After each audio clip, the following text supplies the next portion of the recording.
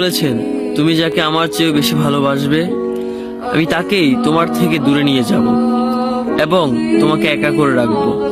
তিনি আরো বলেছেন, কখনো বলবে না তুমি তাকে ছাড়া বাঁচবে না, তবে তাকে ছাড়া আমি তোমাকে বাঁচাবো এবং পিছনের অনুগত সব আবেগ কুড়িয়ে নিয়ে তোমাকে দিব্যি সামনে নিয়ে যাব।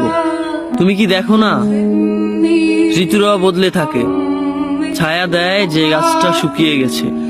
তোমাদের ধৈর্য হারিয়ে যায়, কিন্তু তোমার চেষ্টা ধৈর্যশীল এবং পরম দয়ালু। সেই ঝরে যাওয়া পাতার ঢাল থেকে আবারও সবুজ পাতা গজায়। তুমি দেখো না তোমার চেষ্টার নিদর্শন? যে মানুষটাকে তুমি নিজের অংশ ভাবতে, সেই মানুষটাও একদিন অচেনা হয়ে যায়, তোমার মন ভেঙে যায়। এমনকি তোমার বিশ্বস্ত বন্ধুরাও স্বার্থ পুড়িয়ে যাওয়ার পর বিশ্বাসঘাতকে পরিণত হয়। তুমি কি তা দেখো না?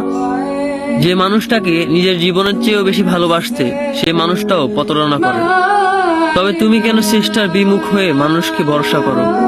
অদ্ভুত এই পৃথিবীতে, যখন তুমি ভাবো এটা হবে না কখনোই, কিন্তু কিছুক্ষণ পর সেটাই হয়। সেটাই হবার নয় কি? তুমি বলো আমি পড়বো না, অথচ তুমি পড়ো। তুমি বলো আমি বিরক্ত হব না, অথচ রোজ তুমি বিরক্ত হও। এবং সবচেয়ে বিচিত্র বিষয় হলো, তুমি বলতে থাকো আমি মরে গেছি, অথচ তুমি বাঁচো। তোমার চেষ্টা তোমাকে বাঁচায়, তোমার চেষ্টা তোমাকে বাঁচিয়ে রাখে। তো শুকরিয়া আদায় করো তোমার সেই সৃষ্টিকর্তা মহান রব্বুল আলামিনের উপর।